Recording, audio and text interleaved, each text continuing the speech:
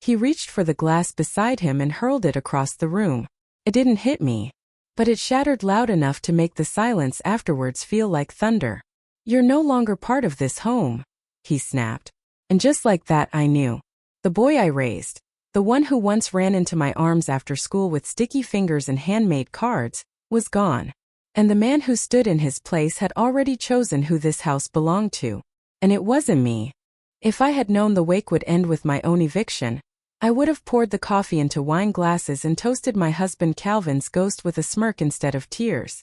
But back then I was still naive enough to believe grief made people softer, not crueler. That illusion shattered in the kitchen, somewhere between the hum of the refrigerator and the scent of day-old lilies wilting in a vase Calvin never liked. I was still wearing the black dress I bought just for his funeral, tag still tucked inside the collar like some twisted joke. "We need to talk," Chloe said, her voice clipped, her tone rehearsed. She blocked the exit with a stance that was less daughter-in-law, more executioner. Her blouse was cream silk, spotless, not a wrinkle in sight. Like this was a business meeting, not my husband's wake. David hovered just behind her, arms crossed, face unreadable except for the tension in his jaw.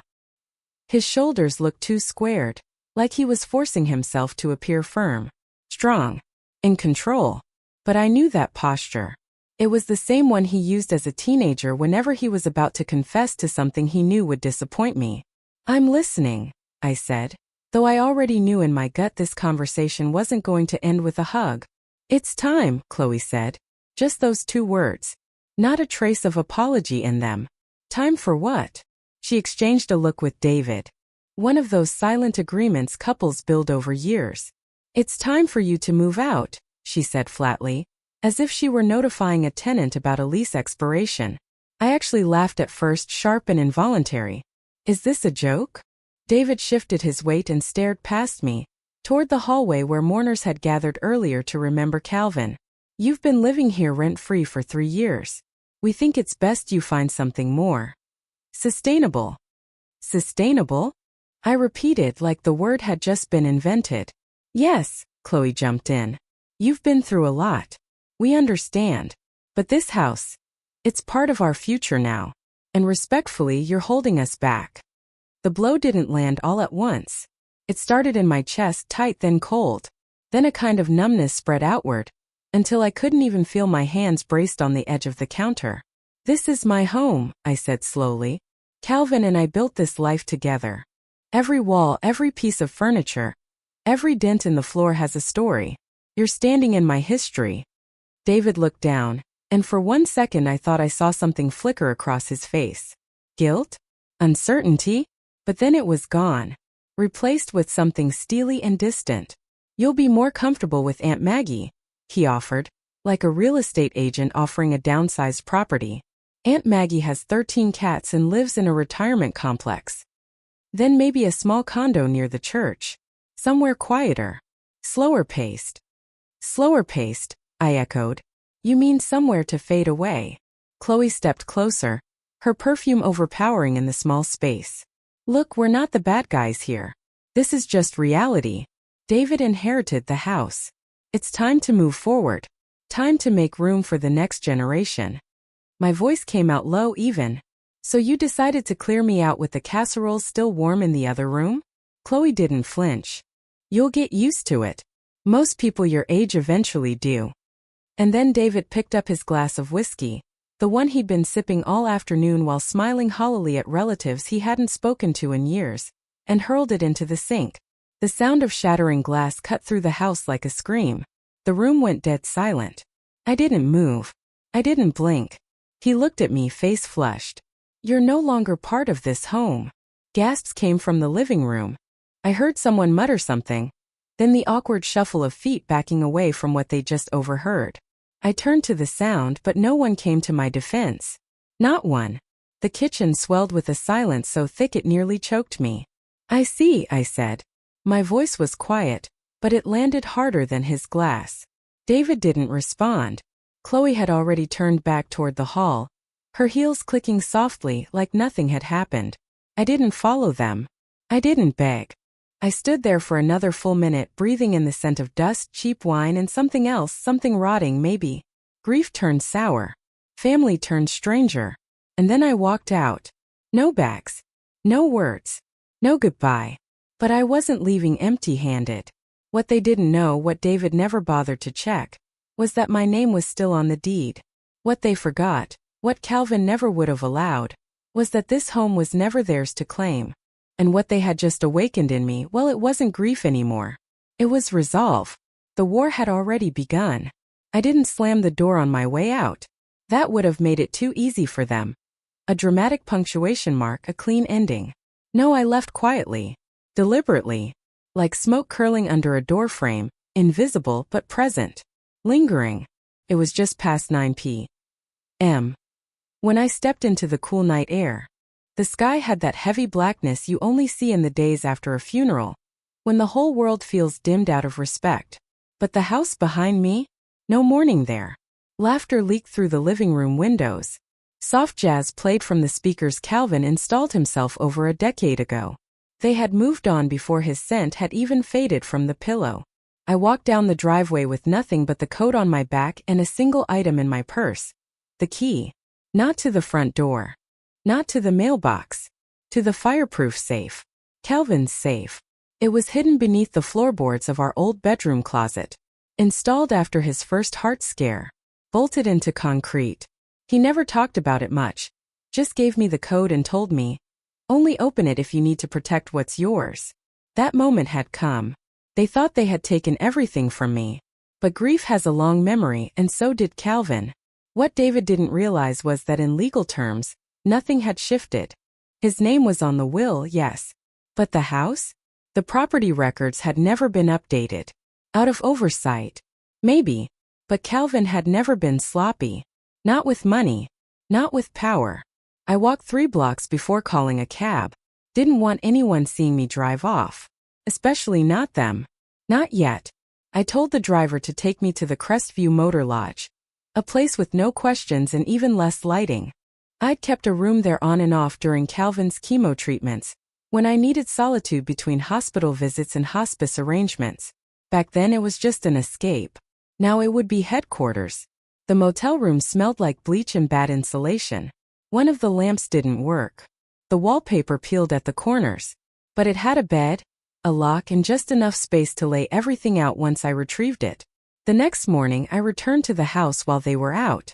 The spare key still worked. They hadn't bothered to change the locks. Sloppy. Arrogant. David had always assumed that when he said something it became truth. That no one would challenge him. That I wouldn't. He was wrong. I moved through the house like a ghost. Every photograph of Calvin was gone from the hallway. In their place, wedding shots of David and Chloe. Their vision board, a collage of magazine clippings and real estate brochures, hung in the kitchen, where our calendar used to be. On the fridge, a magnet that read "Manifest It." A bad joke. The safe was exactly where we left it. Under the false panel in the bedroom closet, beneath Calvin's old flannel coats.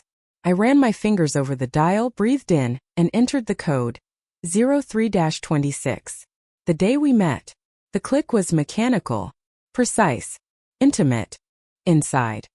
A thick envelope of documents, a USB drive, a small stack of keys I didn't recognize, and a sealed letter with my name written in Calvin's steady, slanted script. It looked like he'd written it slowly, carefully, as if it needed to be perfect. The seal was unbroken. The paper smelled like cedar and ink. I didn't open it there. I slipped everything into my bag and left the way I came, silent, unseen. Back in the motel, I laid the contents out on the bed. The first document was a copy of the house deed, dated 2004. Owners: Calvin Montgomery and Helen Montgomery. No mention of David. The next was a second will, signed, notarized, and dated 3 months before Calvin's passing. It superseded the original one David had. And it changed everything. In it, Calvin named me sole beneficiary of all assets, including the house, savings, and retirement accounts. But more than that, he left specific instructions in case of hostile treatment by family members, as he phrased it. He anticipated this. Or at least something close to it. There were bank account statements, including one I didn't know existed, with a balance large enough to buy a new life outright. And finally the USB drive. I plugged it into my laptop with shaking hands. There was one video file. I double-clicked. The screen flickered. Then Calvin appeared. He looked tired, thinner than I remembered, but his eyes still had that glint. He was sitting in his study, wearing his old gray cardigan, the one with the elbow patches he refused to throw out. The desk lamp cast a soft circle of light around him. "Helen," he said, voice slow but steady. "If you're watching this, then David's done exactly what I feared he might." He leaned forward. "I wanted to believe he'd grow into a better man, that you'd never need to see this. But if you're here, then you know. I couldn't protect you from everything, but I did what I could to protect what's ours." He looked straight into the camera. "Don't let him win. Everything he thinks he owns, take it back. And if it helps, know that I trust you more than I ever trusted him." The video ended. The screen went black. I sat there, heart pounding, not from grief this time but from clarity. Calvin hadn't just given me resources. He'd given me a weapon, and I was going to use it. The motel room wasn't much, but it was mine. For beige walls, one crooked lamp, and a bed that sagged in the middle like it had long since given up the fight. Still, it beat staying where I wasn't wanted. It beat pretending grief was the only thing I was carrying. After the video ended, I didn't cry. I didn't scream.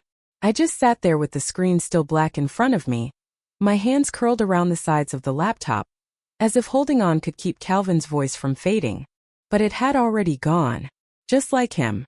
The silence that followed wasn't peaceful. It was surgical, focused, a kind of quiet that demanded action. He told me what to do. Now it was time to do it. I opened the folder again, the one I'd pulled from the fireproof safe, still marked with Calvin's handwriting. Inside were layers of documents, some typed, some scribbled with marginal notes and sticky tabs. At the top was the deed to the house. It still had my name on it. Not in some ceremonial spousal placeholder way. No, I was co-owner. Full legal status. No transfer had ever taken place. Calvin had never let it. I smiled at the detail, the way he'd hidden protection in plain sight. That was Calvin, always thinking 2 moves ahead, quietly covering every base just in case. Below that, the revised will. Signed, notarized, airtight. Dated less than a year before he passed. Beneficiary: Helen Margaret Montgomery. Soul. It even had clauses I hadn't expected. Instructions for how to proceed if I encountered aggression, coercion, or displacement by family members. He'd been specific. Surgical. As if he'd looked right into David's eyes and seen the future. The cruelty. The entitlement. I read it twice before I could fully accept what it meant. This wasn't just about protecting me. It was about positioning me for war. The bank statements came next. 2 accounts, one in a bank I'd never even heard Calvin mention before. Combined total? Nearly $90,000. My breath caught. This wasn't just rainy day money. This was start-over money. Strategic, invisible, untraceable to David unless he knew exactly where to look, which he didn't. At the bottom of the file sat a small ring of keys and a post-it with one word: storage. I didn't recognize the keychain, but I'd find it. Wherever it led, Calvin had stashed more than just paper and promises. He'd prepared a fortress, and now I had to figure out how to live inside it. I took everything out and spread it across the bed like pieces of a puzzle. Legal paperwork on the left, financials in the center, personal notes, handwritten lists on the right. There was one in particular that stopped me. It read, "Safe opened only by Helen. A will copied filed with Miles. Extra funds separate. Trust the gut. She always knows. If David pushes, she pulls back hard." My throat tightened when I read that last line. Calvin had always told me I was the smart one, the tough one. I never believed him. Until now. I made 3 copies of the will, 3 copies of the deed, 3 copies of the financials. I had already backed everything up digitally, but I wasn't about to rely on the cloud when war was coming. By mid-afternoon, I had 1 full envelope locked in the motel safe, 1 inside my purse, and 1 ready to deliver to Miles. Miles. That was the next step. He was Calvin's attorney, discreet, thorough, and loyal to a fault. He'd once told us, "If things ever get messy, don't waste time with drama. Just call me. Let me bring the knife to the gunfight." I called. His assistant remembered me instantly. He left instructions in case you ever called, she said. Come in tomorrow morning. 9 sharp. He cleared his calendar. That meant Calvin had planned even this. Not just the will. Not just the safe. But me, in this exact moment, needing to be heard, needing to be shielded. I sat back in the chair and stared at the ceiling. For the first time in 3 days, I didn't feel like I was drowning. I felt still. Calvin had known. All of it. And he trusted me to act. I thought about what Chloe had said, that I was holding them back. That this was their time now. That I was a relic of a past they were desperate to erase. But the truth was, they were living in a house built by love they never earned. And now that house was a legal minefield with my name on the deed, and a paper trail longer than their moral compass. Let them try to sell it. Let them list it. Renovate it. Parade it around to investors like it was their kingdom. They were building on land they didn't own. And I was done being polite about it. As night fell, I opened my laptop again. Not to revisit the video, I didn't need to. Calvin's words were branded into my memory now. Instead, I started a list. Not a to-do list, no, that was too soft. This one was titled, Reclamation Phase 1. A meet with Miles, secure legal freeze. Change locks if possible. A notify county office of will update. A begin documenting Chloe's behavior. A reclaim control of narrative. Find someone who can help. My eyes paused on that last one. I thought of Anna. She was one of my brightest students, a journalist now. Still local. Still fearless. She wouldn't tell my story the way a gossip column would. She'd dig. She'd protect. She'd expose. Tomorrow I'd call her. Tonight I'd sleep for the first time in days. Not as a woman pushed out of her home, but as the woman planning to take it back. I hadn't seen Anna Russo in over 10 years, but when she picked up the phone, she said my name like no time had passed. Mrs. Montgomery? I smiled despite everything. Helen now. But I'll answer to anything you've got the breath for. She laughed, that same short, honest laugh I remembered from the back row of my senior English class. God, I never thought you'd be calling me. What's going on? I hesitated, then asked, do you still keep secrets? She didn't skip a beat. Only when they're valuable. Then I need to buy your silence, just long enough to light a match. A pause. Then, I'm listening. We met 2 days later, not in a cafe or public library where someone might overhear, but at a quiet booth in the back of a rundown seafood shack outside town. It was the kind of place where the waitstaff didn't hover, and no one gave a damn who you were or what you were whispering. Anna showed up with a recorder in her bag, a notepad in her coat pocket, and eyes sharper than I remembered. Her hair was darker now, tied back in a low bun. She looked tired, hungry, and curious, my favorite kind of dangerous. I slid the folder across the table. Start with the deed, I said. She opened it, scanned the lines. Her eyebrows lifted. Your name's still on it. Correct. And the will. Updated. Sole beneficiary. Witnessed and notarized. She read in silence for a while, her fingers moving over the pages like she was tuning a violin. Then she looked up and her voice dropped. Why me? I leaned forward. Because this isn't about going to court. Not yet. This is about creating pressure. Subtle. Controlled. Public. I need accountability without alerting the snakes. You want the story written but not published. Not yet. I nodded. I want you to document everything. Interview quietly. Connect dots. Build the arc from the moment Calvin died to when I was pushed out. Anna stared at me for a long moment, then said something that surprised me. He always talked about you. Who? Calvin. Back when I was freelancing for the paper, and he was still consulting part-time with the firm. He said you were the only person he trusted with legacy. My throat tightened, but I swallowed it down. Well, I said. His legacy is being redecorated in marble and brass by my daughter-in-law. They're staging the house for investors. Planning to flip it. Make a killing. Anna's mouth tightened. You want that to blow up in their faces. Eventually. But first I want them to feel heat. Not a fire. Just warmth. Uncomfortable warmth. Anna's pen hovered over her notepad. Where do we start? Character, I said. Not mine. Theirs. Over the next hour I told her everything. The wake. The kitchen. The glass. The words that gutted me more deeply than the funeral ever had. And I told her what Calvin had prepared, the flash drive, the will, the accounts, the safe. She didn't interrupt once. When I finished, she closed her notebook and said, "This isn't just elder abuse. It's strategic erasure." "Yes," I said. "And if they want to erase me, they should have used stronger ink." Anna agreed to operate quietly. Under the guise of a long-form feature she was developing on generational real estate conflict.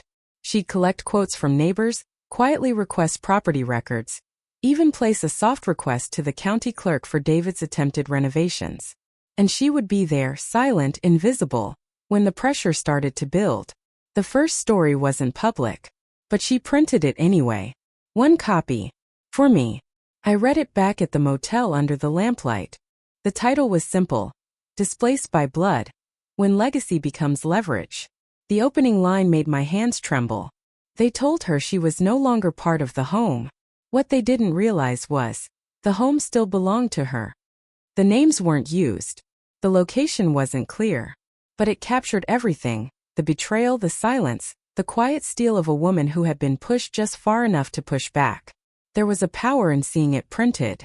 It made it real. The next step came quietly. A friend of Anna's, a social media researcher, helped create a soft online presence around the issue. A subreddit thread. A Medium post from a contributor. A whisper campaign designed not to call out David and Chloe by name, but to create a shape around them. A shadow. Enough that anyone doing business with them might start to ask questions. And questions I'd learned were the start of justice. A week later, Chloe posted an excited photo on her real estate blog. A before shot of the living room, talking about renovations, transformations, restoring old bones to new glory. Anna forwarded me the post. "Shall we poke a hole?" she wrote. "Not yet," I replied. "Let them decorate the gallows first." But privately I smiled. Because now the house wasn't just a home. It was a stage. And I had just hired my favorite writer to write the opening scene. The first move was made in silence. I arrived at Miles' office just after 9, wearing a navy coat Calvin had bought me for our 25th anniversary. It had a soft wool collar and hidden pockets, the kind of coat made for winter strategy. I wore it now not for warmth but for memory. It reminded me who I was before David started treating me like a burden. Before Chloe's sharp smiles made my spine ache. Miles greeted me with the same quiet gravity he'd always carried. Like every conversation could one day end up in court. "Let me guess," he said, holding the door open. "It's time." I didn't need to nod. He already knew. His office was small but efficient.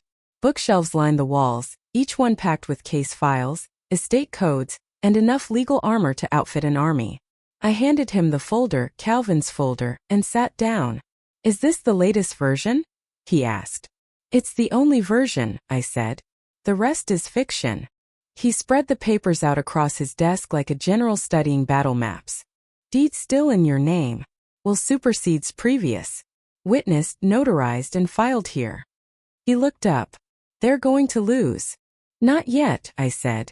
"Not all at once." He smiled faintly. "Ah, the long game." I nodded. "I don't want revenge in one day. I want erosion. I want them to feel the ground shift under their feet, one crack at a time." Miles leaned back in his chair and steepled his fingers. "Then let's begin with a freeze." That afternoon, Miles filed a legal motion to pause all property transfers, renovations, and sale activity related to the house. It was subtle, the kind of motion that didn't make noise unless someone tried to move money or apply for permits. But when they did, and I knew they would, it would hit like a wall.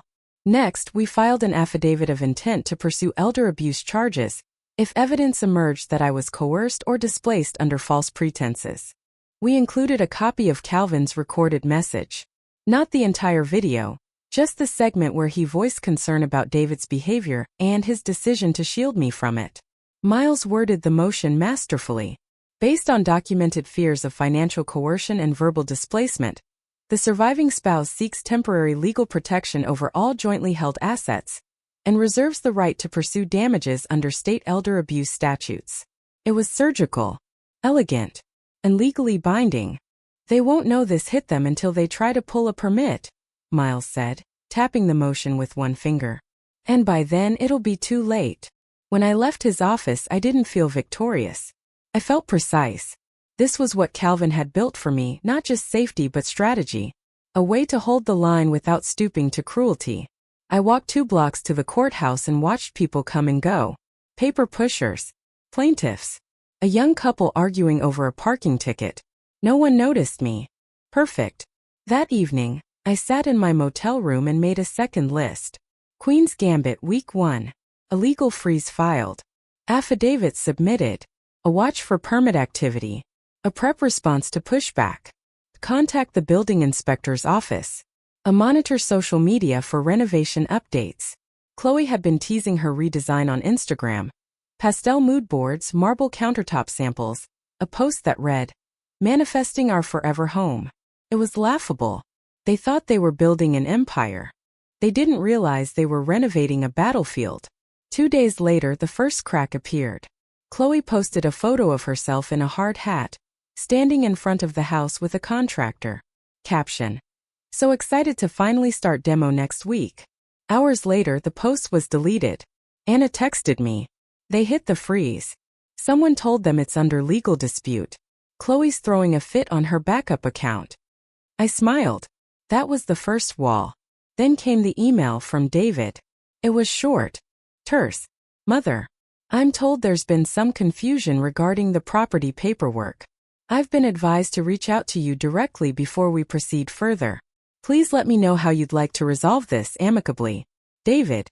No, I'm sorry. No ownership. Just the brittle language of a man who finally realized he'd stepped into a trap. I waited 12 hours before replying. "David, there is no confusion. The house is mine. It always was. Your father saw this coming. You didn't. I'll be pursuing full enforcement of the will and deed. If you'd like to speak, you may do so through my attorney. His name is Miles. You remember him. Helen. I didn't sign it, Mom. I didn't offer a phone call. He had shattered a glass and told me I didn't belong. Now I was handing him the shards. By the end of the week, the contractor dropped out. The permits were denied. And Anna quietly sent me the next headline draft, this time under her name, still unpublished. Disinherited by assumption. How real estate entitlement undermines legacy law. It was beautiful. Sharp. Honest. Damning in the most civil way possible. I forwarded it to Miles with the subject line, "For later." This wasn't a story yet. But it would be. It was a Friday afternoon when the hammer fell. Not the one David expected to swing, but the one that cracked right over his carefully curated image. I'd known it was coming. Miles told me the process server would make the drop sometime before noon. Still, I didn't anticipate how satisfying it would feel to watch my son's pride unravel in real time. David had arranged a property showing, a flashy one. Chloe had pulled every string she could to lure in wealthy clients. A young tech couple from San Francisco and a mid-tier real estate influencer with 500,000 followers and a drone for aerial shots. She'd even ordered fresh flowers for staging and hired a professional photographer to document the modern transformation of a classic estate. Except there wasn't going to be any transformation. Not anymore. The open house started at 10 a.m. sharp. I arrived early. Not to attend, no, I had no interest in playing ghost in the halls of my own home. I parked 2 houses down and sat in my car, engine off, watching through tinted windows. The guests arrived slowly. Shiny cars. Designer sunglasses. Laughter floating through the autumn air. Then at exactly 10:47 a.m. the process server walked up the driveway. Crisp gray suit, black folder in hand, expression blank. He stopped right in front of David, who was mid-pitch near the porch steps. "David Montgomery?" David paused, confused. "Yes. You've been served." He handed over the folder, nodded, and walked away like he was dropping off dry cleaning. David stood frozen. I couldn't see his face clearly, but his posture said everything. Stiff, shoulders locked, mouth slightly open. Chloe stepped forward, whispering something sharp. David opened the folder. Even from the distance, I saw the flicker of panic. Then came the fallout. The tech couple walked out first. They didn't make a scene. Just a few quiet words, polite nods, then gone. The influencer followed, face scrunched like she just stepped in something foul. She glanced toward her assistant, muttered, "Legal dispute? No way I'm posting this," and disappeared down the driveway. Chloe's voice rose behind them. "What do you mean we can't move forward? This house is in your name. You said it was clear." David didn't answer. He just kept flipping through the documents, eyes darting, as if the words might rearrange into something that would save him. They wouldn't. Inside that folder was everything Miles had filed. The freeze on the deed, the pending lawsuit for damages, the affidavit referencing Calvin's will, and a formal cease and desist on any further marketing or renovation efforts. It was legal cement poured over their dream project. I sat in the car for a while longer, watching Chloe storm back into the house, heels stabbing the walkway. David lingered on the porch, phone to his ear, probably calling someone to blame. Eventually, I turned the key and drove away. Back at the motel, I brewed a cup of motel-grade tea and sat at the desk, flipping through the newest draft Anna had sent me. She'd started weaving in quotes, anonymized for now, from neighbors and former family friends. One of them, identified only as longtime community member, had this to say: "We were surprised to hear Helen was pushed out so soon after the funeral. Calvin and she were inseparable. That home was always hers, no matter what the paperwork said." And another: "It was strange. One day we saw her tending the garden. Next day gone. No explanation. No goodbye." Anna had done what she did best, built a narrative without blood, but sharp enough to cut bone. This wasn't some angry Facebook rant. It was measured pressure. A slow, public questioning of the Golden Boy's moral foundation. And speaking of pressure, Chloe cracked first. Late that night, she posted a series of frantic Instagram stories, the kind that vanish after 24 hours, but Anna had screen recorded them. In them, Chloe alternated between condescension and desperation. First, "You'd think people would be grateful for renovations. Some folks just can't let go." Then, "It's always the ones who smile to your face, isn't it?" Finally, "We will fight this, family or not." Anna sent me the video. I watched it twice, then texted her. "Let her dig. Just make sure the spotlight's ready when the hole is deep enough." She replied, "Already polishing the lens." The next morning Miles called. "They've lawyered up," he said, a note of satisfaction in his voice. "Let me guess. Big firm. Expensive. Flashy." "Exactly. But it won't matter. Their defense is built on the assumption that David inherited everything. We've got the will, the deed, and the intent." "Intent?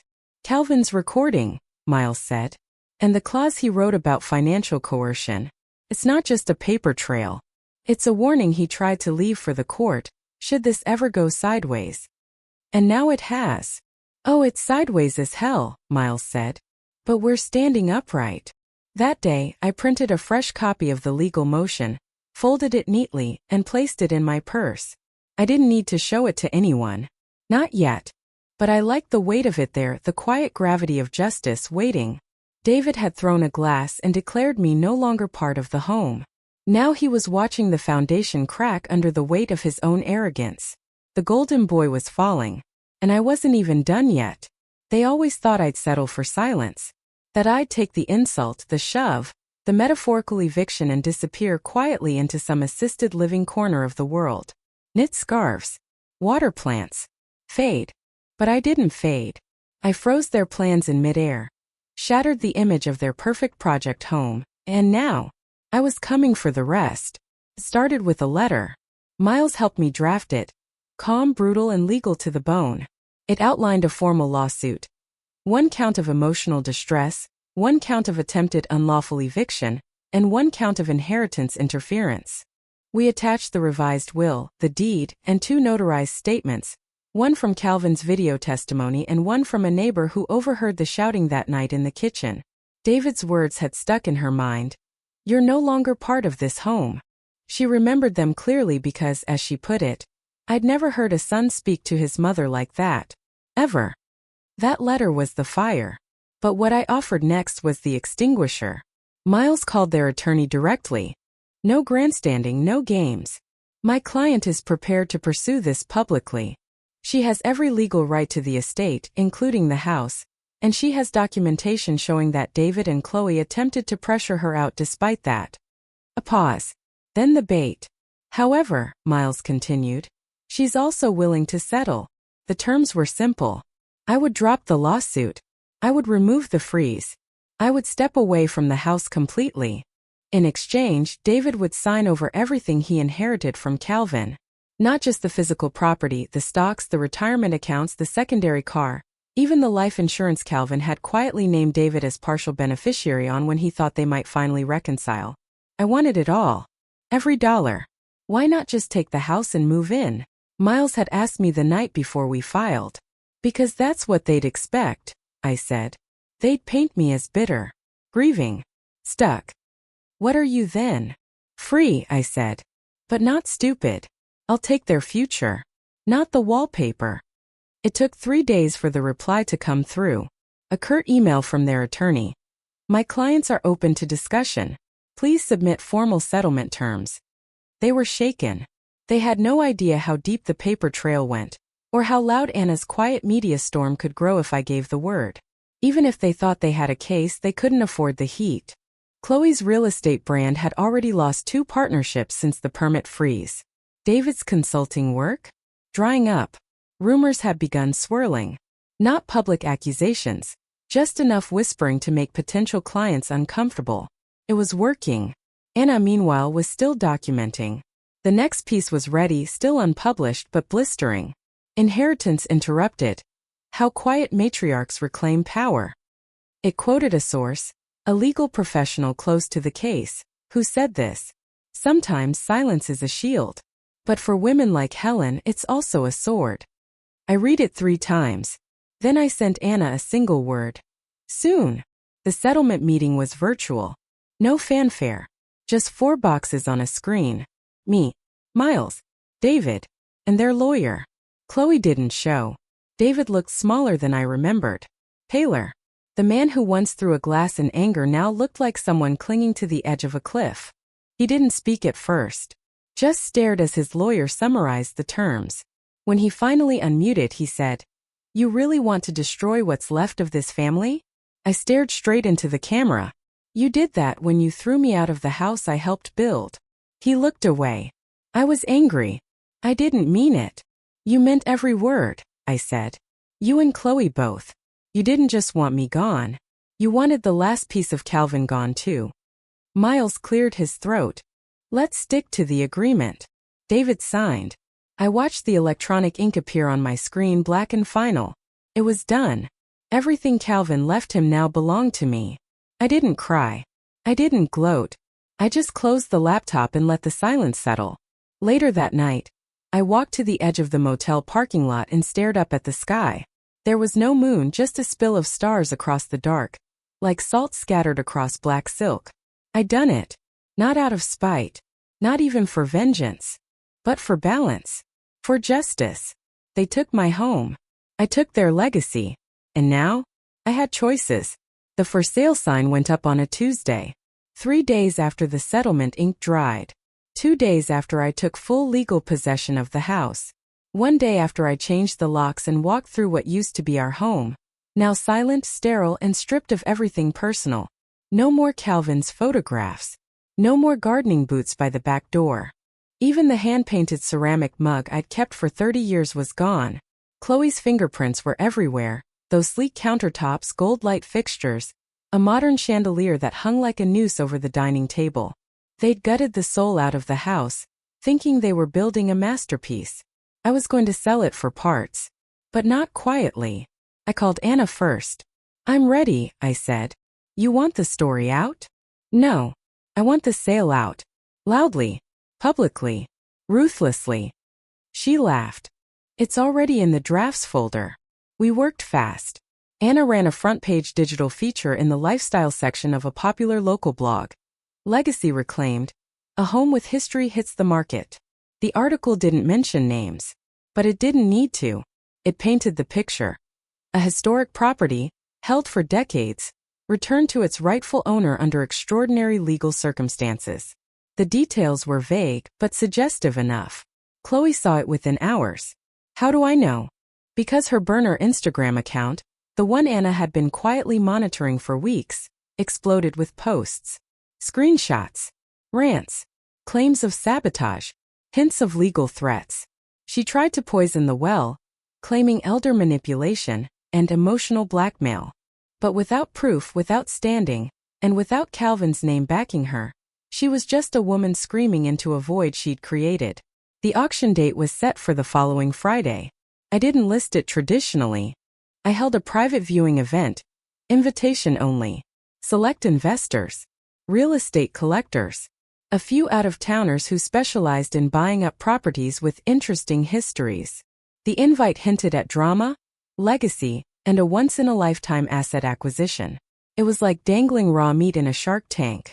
Chloe showed up 15 minutes before the bidding began. She wasn't on the list. But she pushed past the event coordinator, stomping across the marble-tiled entryway in those ridiculous white boots she always wore when she wanted to seem taller.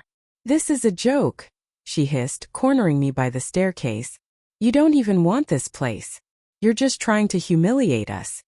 I looked her dead in the eyes. "No, Chloe. I'm trying to finish you." She blinked, stunned. "You took my husband's memory and dressed it up like a business plan. You threw me out of my home and staged it for profit. Now I'm selling the ashes back to the wolves. If you want to stay and watch, feel free. Otherwise, get out of my house." She left. Not immediately. She stood there for a few seconds, lip trembling, before grabbing her coat and stomping out, nearly colliding with a bidder on the way in. I didn't watch her go. I had a sale to host.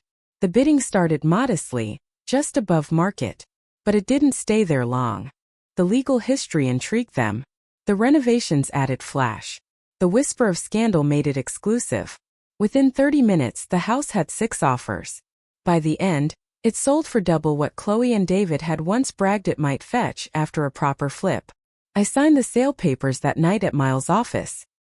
He poured me a glass of wine when we were done. You know, most people would have kept it, renovated it their way. "I don't want it anymore," I said.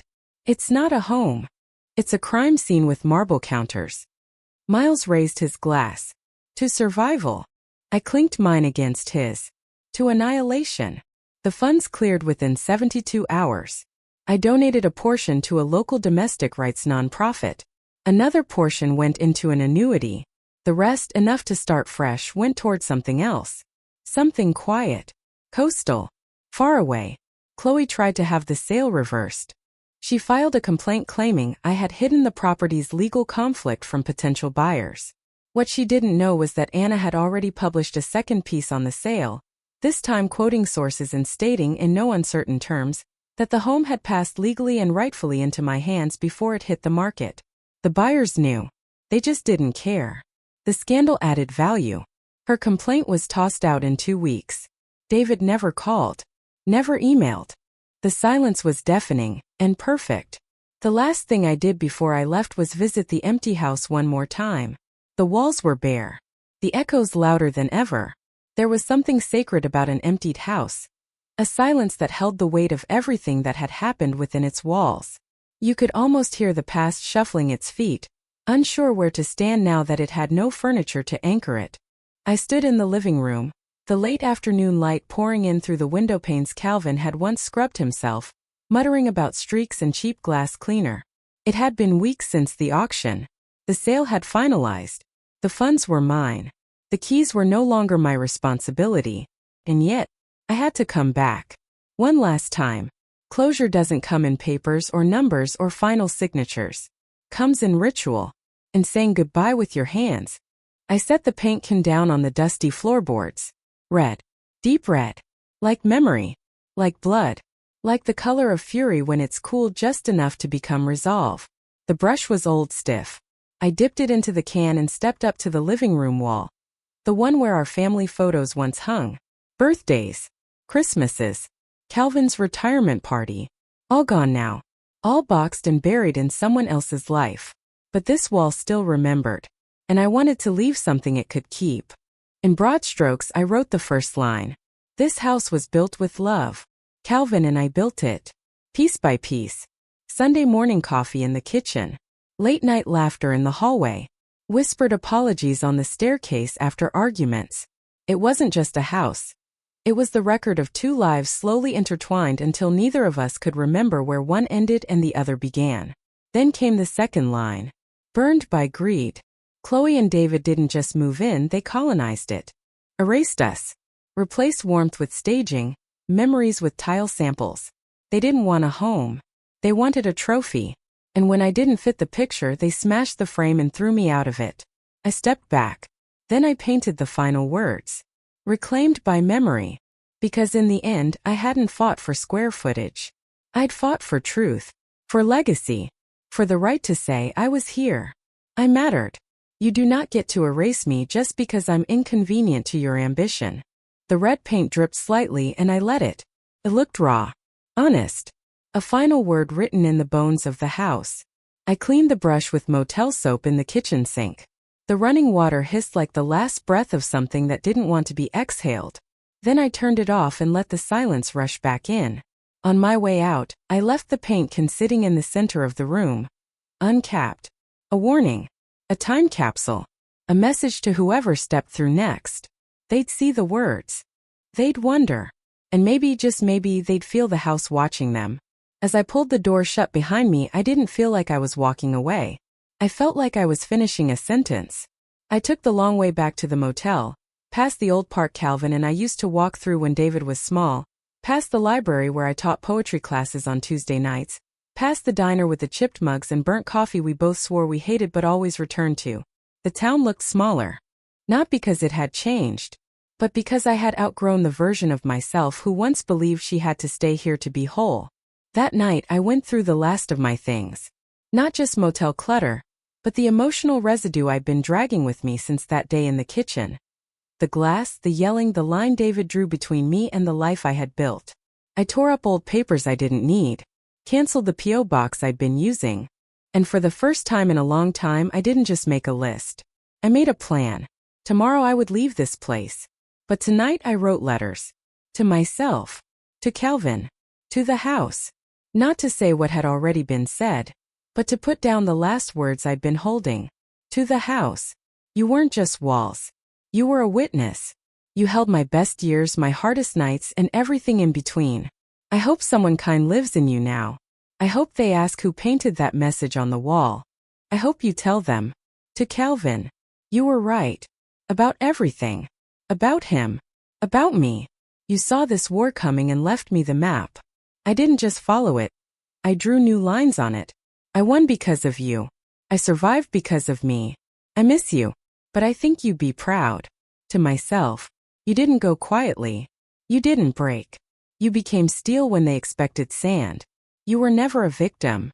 You were the reckoning. I folded the letters and tucked them into the notebook I'd been carrying since the first night at the motel. The one with all the lists, the plans, the scribbled legal notes. Then I zipped up my bag. It was time. The motel clerk waved as I checked out.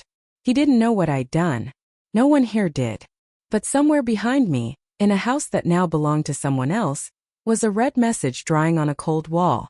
And it would speak for me long after I was gone. The sea air smells different when you've earned it. I didn't rent. I bought. A small coastal cottage on the rocky edge of Maine, white shutters, soft blue door, wraparound porch that caught the morning sun just right. The kind of place Calvin once pointed at in magazines and said, "That's where people go to remember who they were." I wasn't trying to remember anymore. I was trying to live. The money from the house, from Calvin's will, from David's greed, had done more than fund my exit. It had carved out a new beginning. One without whispered apologies or begging to be included in the life I helped build. Here no one knew who I was. No one asked what happened. And I didn't offer. I kept the walls bare at first. Not out of sadness, out of clarity. I wanted to know what the house sounded like when it breathed. I wanted to feel it settle around me. Not as a place to hide, but a place to belong. My days slowed. Coffee in the mornings with the gulls crying in the distance. Long walks along the jagged shoreline, the rocks slick and dark like spilled ink. I bought a second-hand bike. Learned to make clam chowder from scratch. Spoke to neighbors only when I wanted to, which, to my surprise, was more often than I expected. There was something about being anonymous that made me feel seen again. But I didn't stay invisible for long. 6 weeks after moving in, I launched the podcast. It started as a whisper, a side project, a way to exhale. I called it After the Ashes. Each episode was quiet, intimate. Just me speaking to anyone who'd ever been erased by the people they raised, ignored by those they supported, or betrayed in ways that didn't leave bruises, only silence. I didn't tell them my name. I didn't need to, but the stories were mine. Episode 1. The Wake Before the Fire. Episode 2. Kitchen Glass and Quiet Exile. Episode 3. The Room Upstairs. And so on.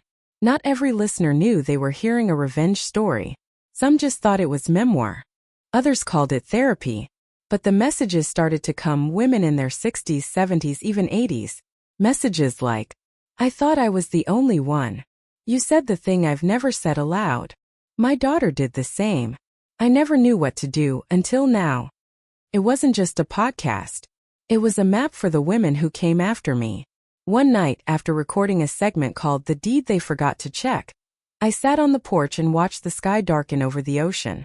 A storm rolled in, slow, heavy clouds with thunder buried deep inside. I sipped my tea. I didn't flinch. The storm didn't scare me anymore. My phone buzzed on the side table. A message from Anna. Your last episode's going viral.